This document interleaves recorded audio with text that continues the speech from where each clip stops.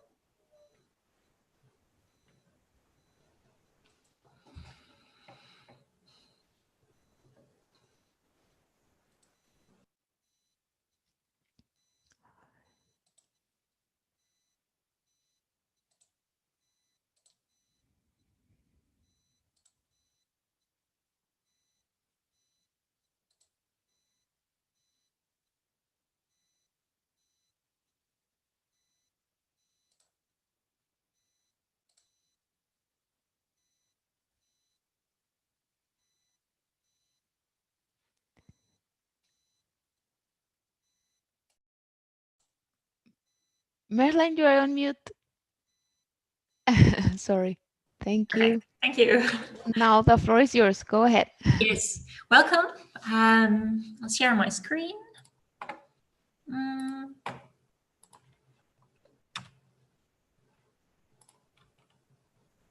So I hope everybody can see my screen. Welcome to this session. Today I will tell you something about designing healthcare technologies for hospital settings.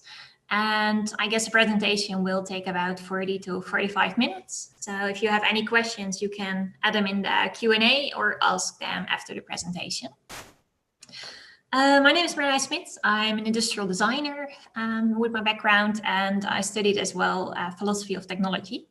And with these backgrounds, I'm currently working at the University Medical Center as a design manager in an innovation project and doing a PhD on that topic. So I'm from the Netherlands, and we are located in the middle of the Netherlands. The hospital that I'm working is called the Radboud University Medical Center. And this is a Dutch university hospital that is doing research in different types of fields. One of the fields is innovation.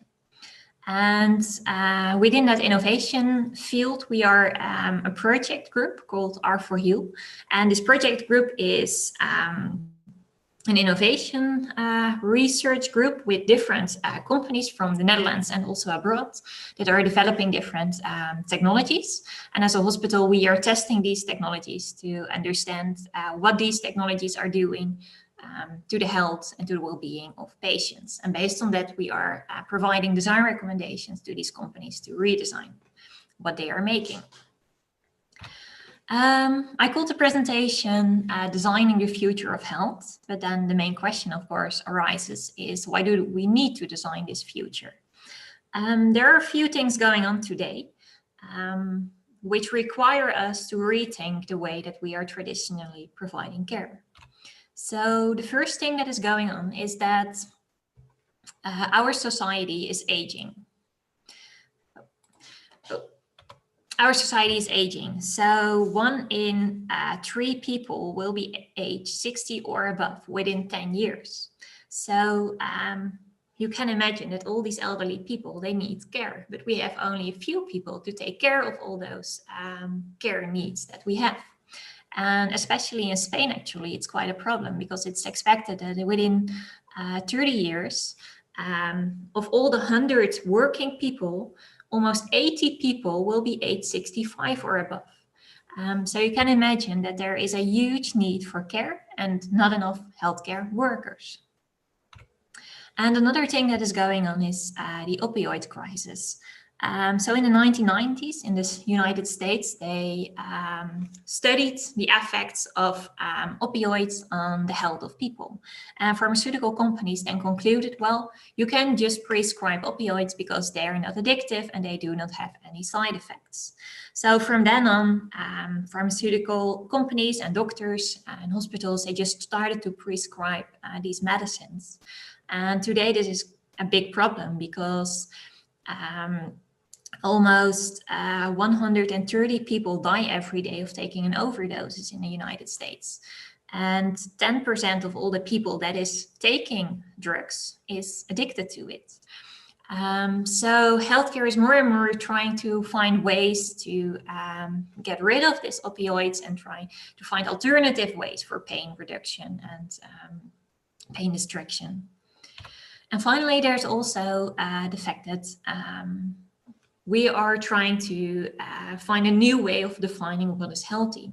So healthy has always been a state of complete absence of disease or infirmity. But today, because we have so many aging people, health cannot be this absence of disease, because that would mean that many people are actually diseased because many elderly have chronic conditions.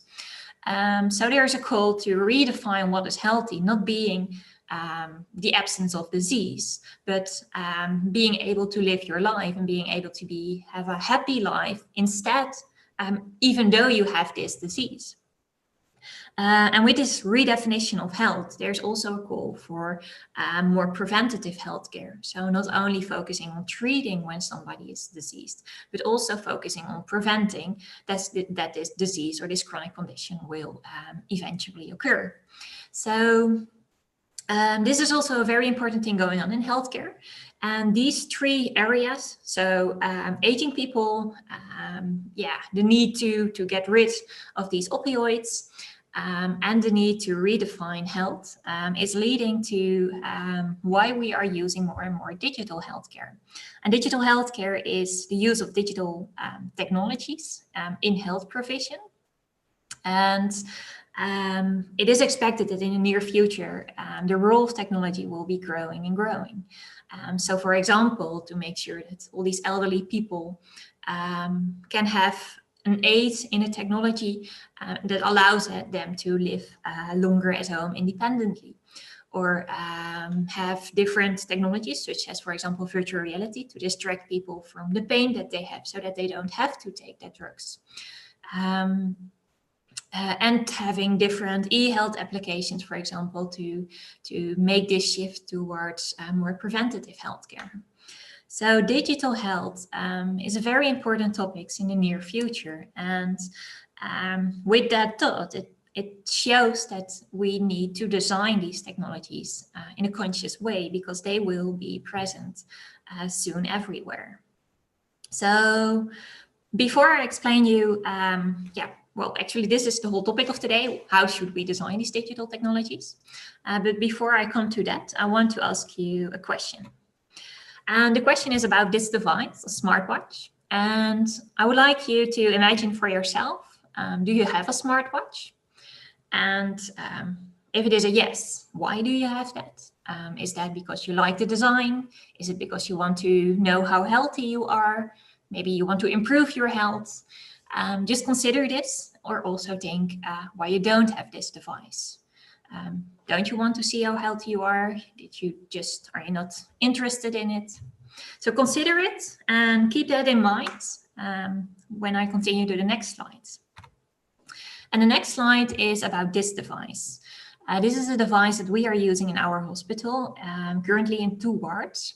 And the device is measuring constantly the vital signs of patients. So you can see the heart rate, respiration rate, saturation, for example. And all these data, these are sent to the nursing station, and nurses can constantly see how patients at the ward are doing. And when a patient is not getting well, and the vital signs show this, then an alarm goes off and a nurse can immediately go to the patient to check if the patient is doing well. to look after the patient. So this device is kind of replacing the need for nurses to go to the patient 3 times a day. That is the standard in other wards at our hospital and the standard everywhere in Europe. That the nurse goes to the patient, she measures all the vital signs of the patient by hand, by different devices. All these vital signs are written down and then inserted into the computer later on. And these measurements are done 3 times a day, so every 8 hours. So you can imagine that it is quite a time-consuming process to measure all these data. It's subject to mistakes, and different nurses might do it in different ways. And this device is showing constantly the data, so you have a way better view of the health of somebody. So technically, it is really offering a lot of advantages. But if you now consider again the question that I asked you about, do you have a smartwatch? Then now consider, how would you think as a patient about this device? You're not asked if you want to wear it because it's just good for your health, but you have this device on your wrist and you can see constantly all your vital signs. What would that do to you? Would you like to see your vital signs as a patient? Would you be able to understand it? And would you be able to do something with it? I think these are very important questions to ask to patients and to anticipate on these questions before we actually implement such healthcare technologies. So because it's currently just in a pilot implemented in our hospital, we asked our patients how they experienced it. And one patient said, well, I think that the device, as it is not able to register pain, I cannot show that I'm in pain, because if the nurse does not visit me currently, I cannot tell her that I'm having a headache because the device will not register it. So for this patient, he really disliked the fact that the device was only showing his objective vital signs and almost diminishing his health into objective vital signs only. And he thought that his feelings didn't matter at all. So he himself proposed to add a question in this device about how do you feel?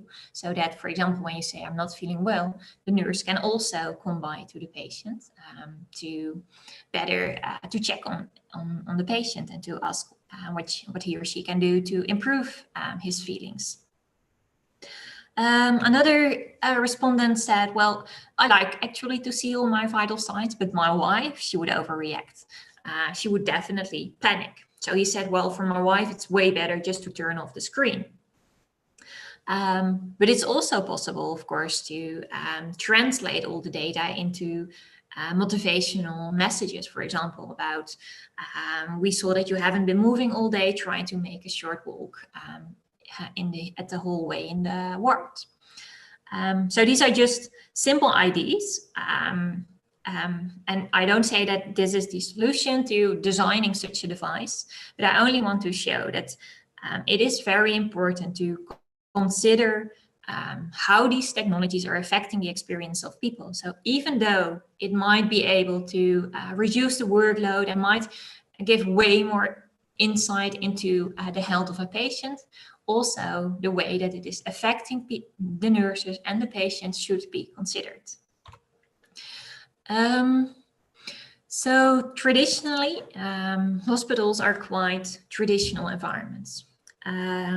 So when we, as a hospital, make a decision on should we adopt this technology or shouldn't we, these decisions are mostly made on hard impacts. And hard impact is a philosophical term, and that is used for identifying all the quantitative measurable impacts of technologies. So it's mostly to assess risks or to assess what the technologies are doing for the hospital. So in hard impacts, you can, for example, see what is this new technology doing to the cost of our healthcare? What is it doing to the number of days that a patient is admitted, or the number of drugs that a patient is taking? These are hard impacts, and that is exactly the effect of this continuous monitoring device. But besides hard impacts, there are also soft impacts. And soft impacts are qualitative. They are impacts on people's experiences, on what they value, on people's norms. And they differ per person often, they differ per group of people, and they're difficult to measure. But that doesn't mean that we should not consider them in the design process. And I think that these soft impacts are today often forgotten in healthcare technologies. So when I came to the hospital, in a way, my role started to become to assess what the soft impacts of, for example, that continuous monitoring device is, and provide recommendations on, hey, the device is mediating, affecting people in such a ways. It might be just easy by changing the display to redesign it and affect people in their well-being in a better way. But of course, ideally, you would not only be involved in redesigning and providing design recommendations, but in the design process itself. And ideally, in the near future, we would go there, that we have designers in a hospital that are assessing in the design process already how technologies are affecting people. And when they are designed in a good way, that well-being of people is considered, then we can start to validate whether they are actually improving costs or efficiency of healthcare provision, for example. So what technologies am I talking about? I told you that I'm working at the R4U project, and that is an innovation project, mostly targeting the patient room. So the patient room, a photo that you can see here, that is a mock-up room that we made in our hospital, and it is designed exactly as our new hospital building will look like. So within 1.5 years, I think, our new hospital building will be finished. They're building it today. And this building will have 150 single bedrooms. And these rooms, they will have a warm and comfortable feeling.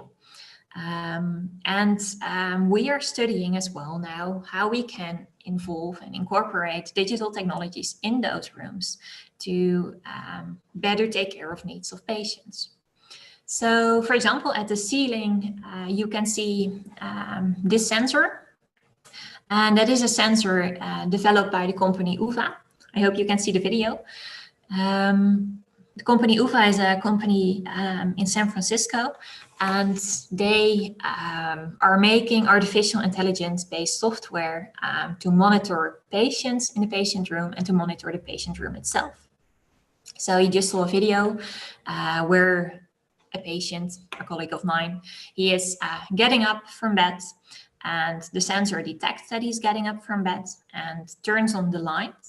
An alarm is going to the nurse so that the nurse knows, hey, we mark this patient as a vulnerable patient, and I see that he is getting out of bed in the middle of the night, so I should go to the patient, send him now a signal that he waits until I'm there, and help the patient to get out of bed to visit, for example, the toilet.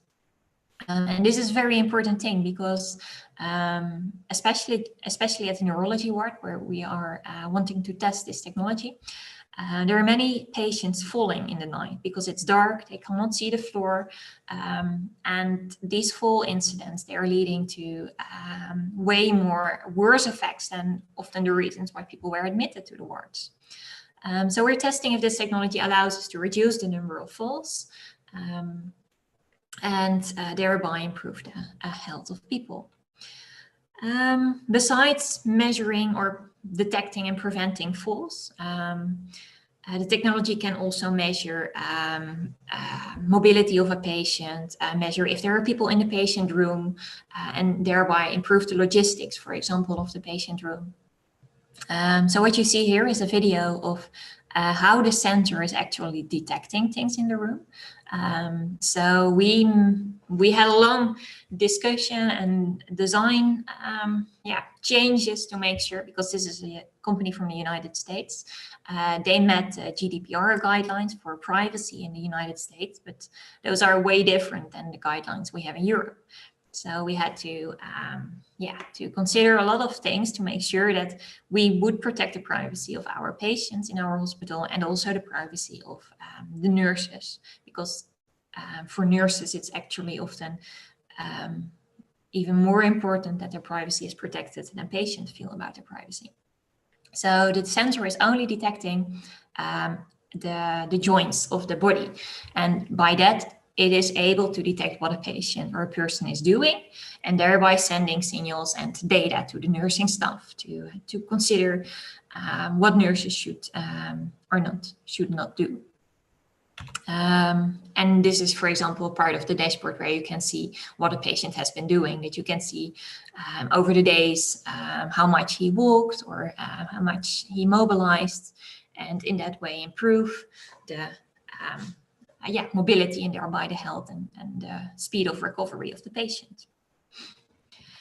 So this technology, we do not use it exactly as it is now in the hospital. We are, we're planning to do that, but we haven't done that yet. And it's mostly still in development and design phases. So that's why we have been testing it a lot. And I will show you later on how we are testing these technologies to make sure that they meet all the requirements that we set for them.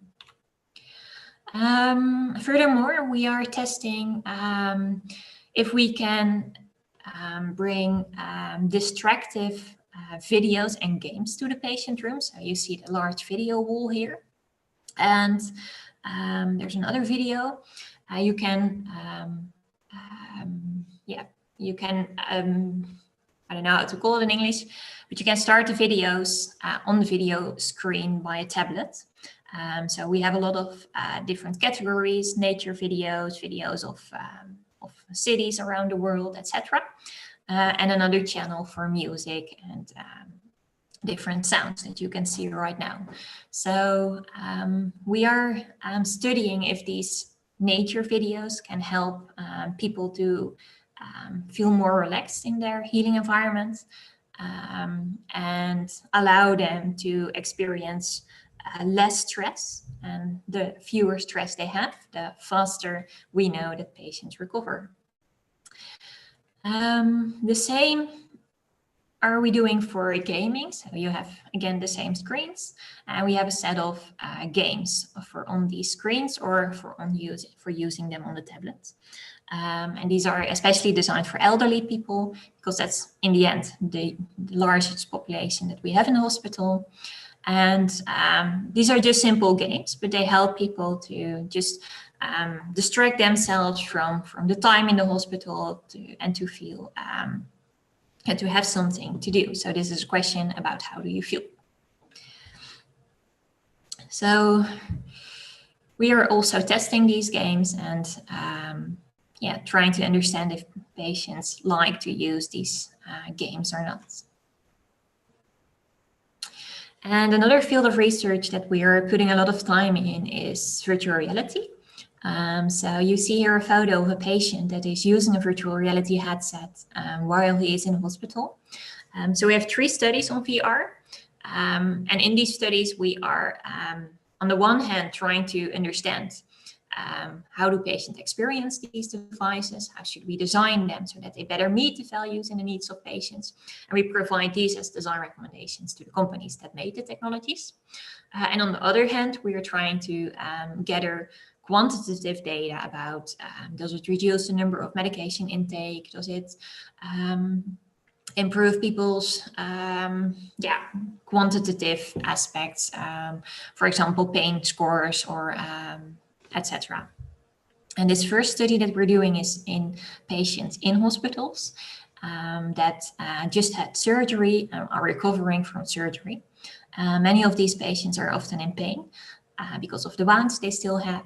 And we provide them with a headset and ask them to use the headset for a period of 3 days.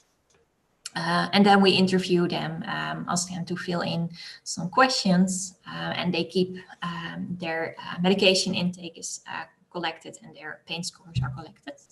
And in 100 patients, we are now studying if this is helping them to reduce the acute pain experiences that people have.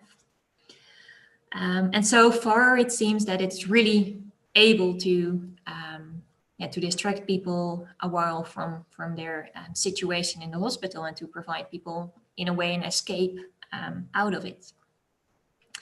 And as a second study, we are looking if it's also possible not only to reduce acute pain of people, but also chronic pain in people, because chronic pain is a way different thing, of course. In acute pain, you can distract people because they are focused on the pain or on the virtual reality headset. In chronic pain, you have to do something about the way that people have pain in their daily lives.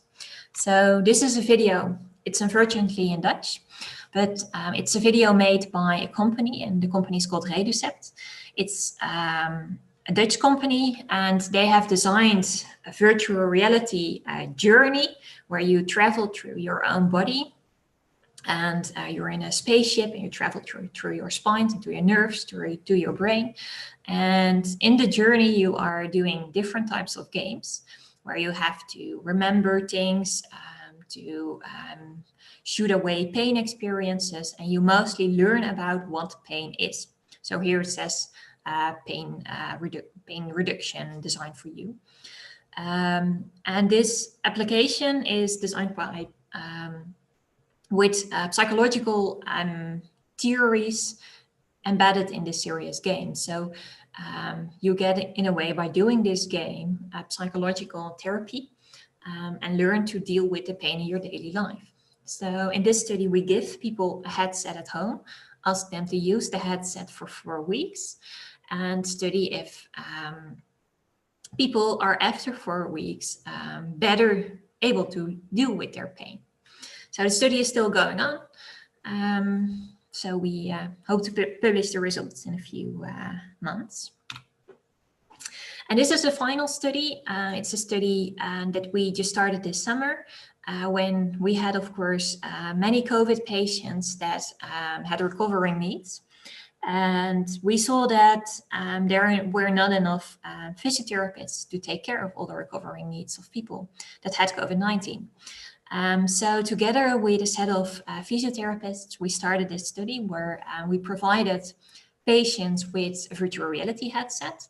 And this headset was equipped with 3 types of games. So physical therapy, cognitive therapy, because people that have COVID-19 often suffer from loss of memory or disability to focus, for example.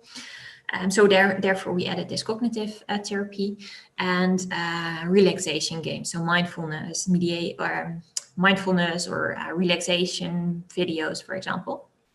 And we asked people to use these games during a period of 6 weeks as part of the standard physiotherapy. And you saw the video where there's a person that is getting the balls out of the goal.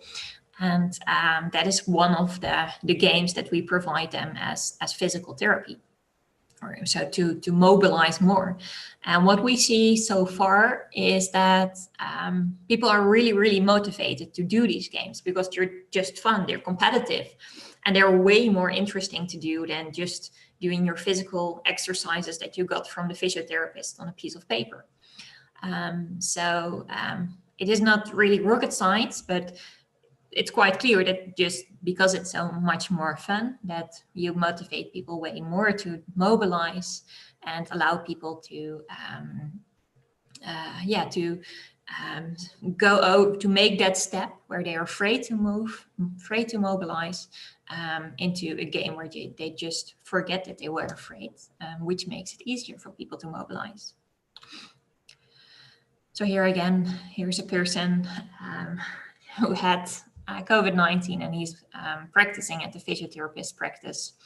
And it's quite funny to see because he was very enthusiastic and he really liked to do the games. So after 6 weeks, he also bought a headset himself. So that's many technologies in one quick session. That's what we are currently testing and designing and trying to find evidence whether or not it is working. now I want to show you, take you along with the process that we follow to design these technologies and to test these technologies. So we are mostly, for most of you, this will be quite familiar. It is the traditional design thinking methodology, and it is actually also the way that we, that we follow this. In designing the technologies that we do. So we start with an empathize phase. And in this phase, we started a few years ago, and we gave 20 patients, we gave them a camera, we gave them a diary, and we interviewed them after a few days.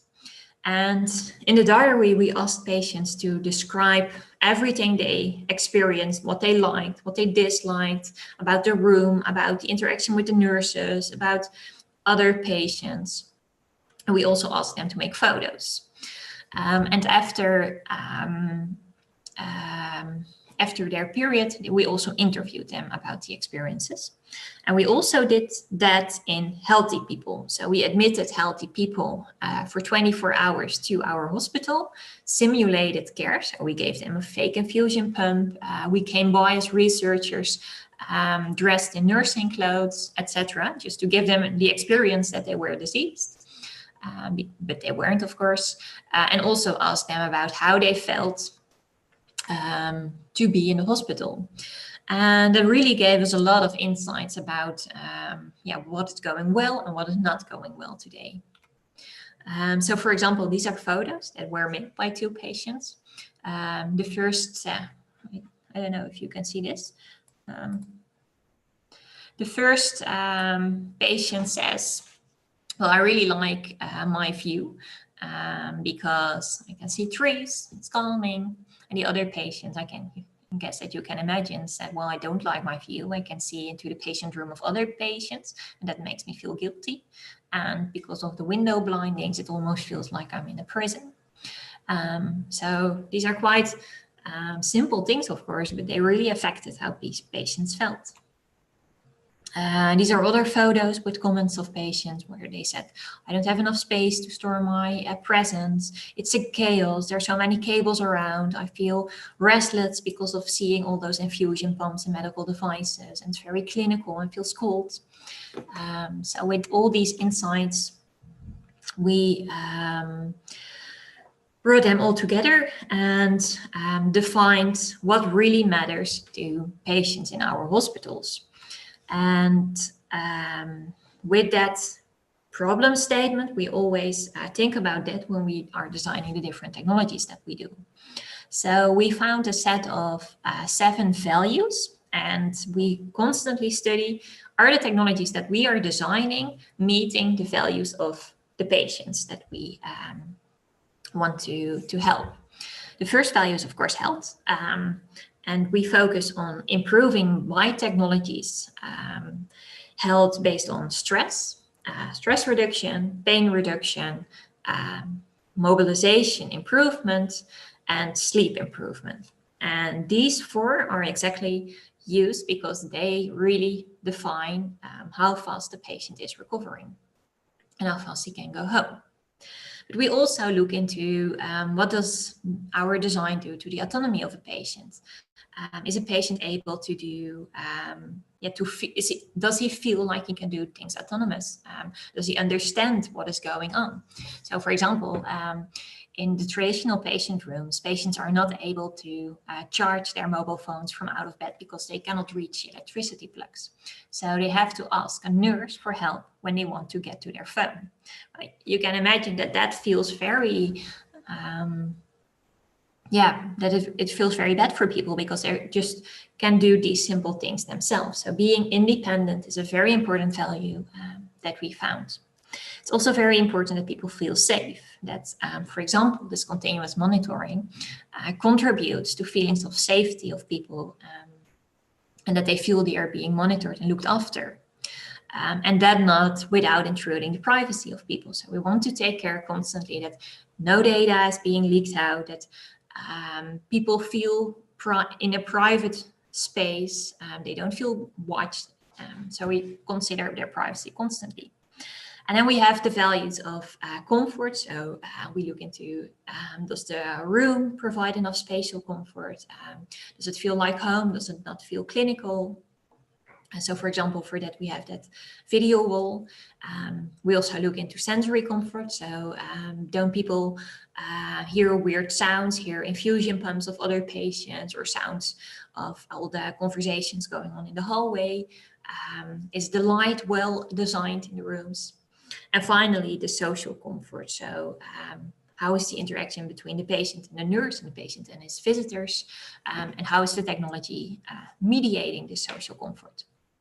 So these are 7 values that we constantly consider when we design and assess our technologies.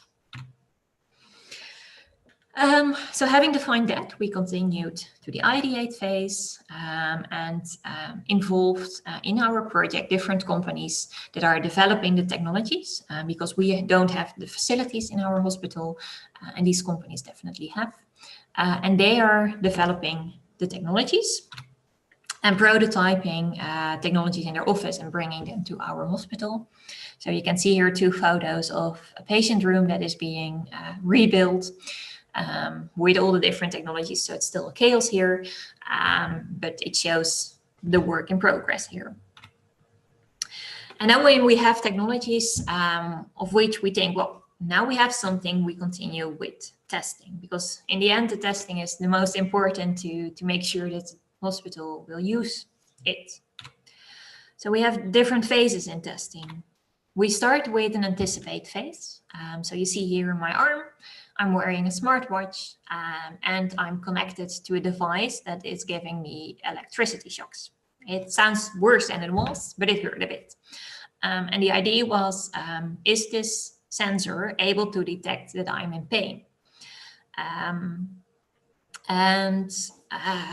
This insight led us to the knowledge that we might be able in a few years to develop a sensor that is able to detect the pain and stress in patients.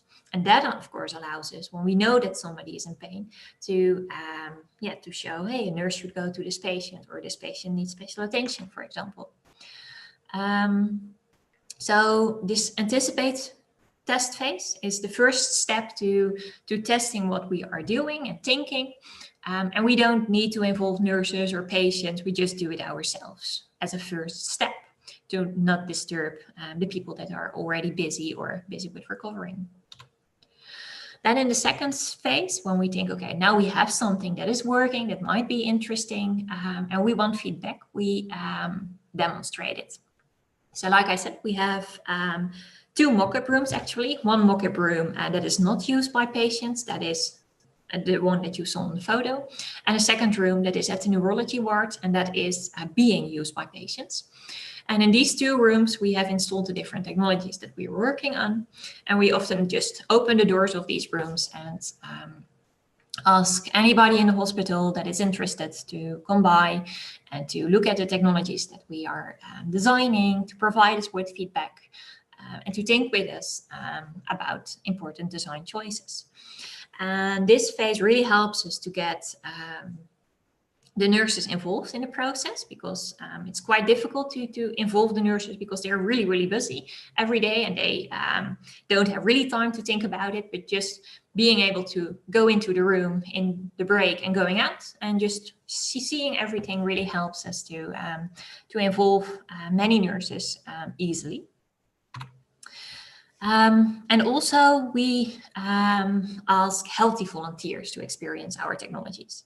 So we simulate care and ask healthy people to come to the patient room for example, a few hours, and just use the technologies, experience everything, and provide us with feedback on what they liked, what they disliked, and how we should redesign things. And we especially focus on healthy volunteers at this stage, because it is just very, very difficult to involve patients in the design process, because patients are recovering, they're in their patient room, and they have so much going on in their heads, and they have to process everything.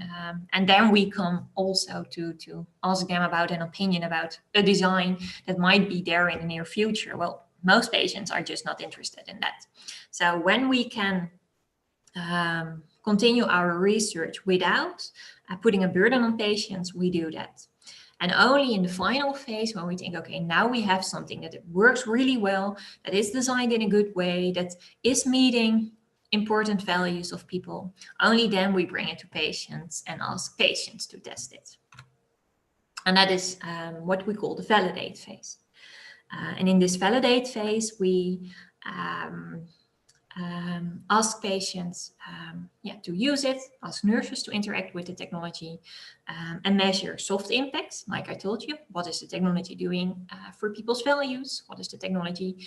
How is this experienced? How is it affecting the work processes of nurses?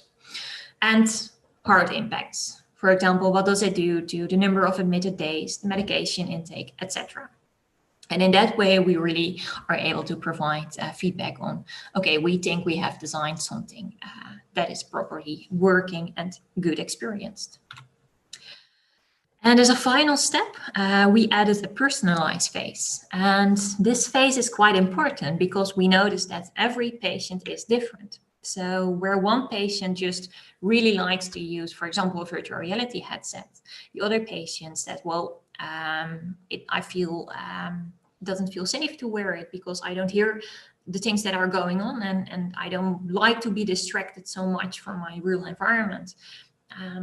Continuous monitoring, you also saw it. The one patient wants to see the vital signs, the other just gets afraid of it. So the positive thing about digital technologies is they have often interfaces and these can easily be adapted. So we're not there yet, of course, but we are studying ways on how can we adapt technologies to also meet individual needs. This is also done in medicine. You do not have a one-size-fits-all recipe of a medicine, but you prescribe it to the individual needs. Well, that's also what we are testing, if it's possible in technology. So, for example, here we have 3 headsets, virtual reality headsets, and we're testing how people experience them, which person likes what glasses most, what type of experience fits individual needs, and try to find ways of, okay, in the future, how should we bring these technologies into our health process? So I want to end with a video. I made it shorter than the video really is. So if you want to see it, I have a link in the next slide. And this video shows you why it is so important to design healthcare technologies in a good way to assess how different people, individual people, will experience it and interact with it. And only in that way you can really design to improve well-being of people. And I guess that's the main message of our presentation today.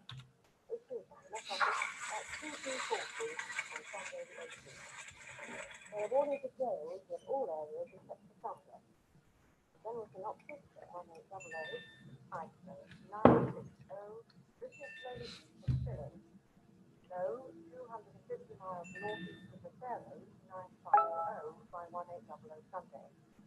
Tide for Carlota, 1032, slow moving from Little Bay. The area forecast for the next 24 hours. Viking.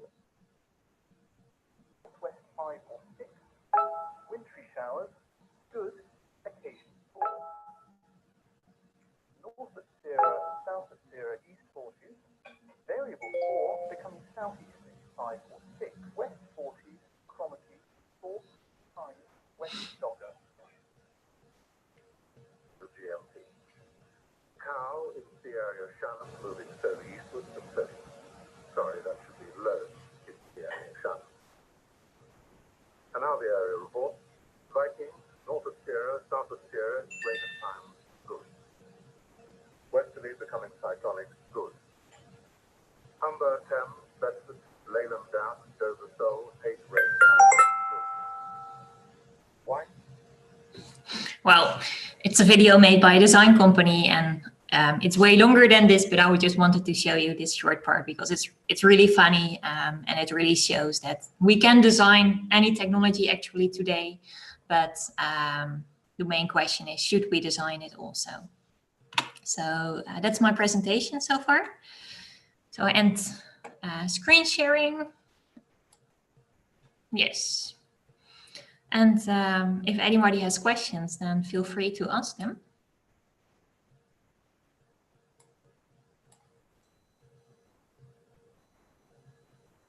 Yeah, I don't see any questions yet in the Q&A. Thank you, Marlene. It was a very interesting presentation. I don't know if we have any questions. I don't see any hand raised, and they haven't written anything in the questions box. So I believe let's give them a little bit of time.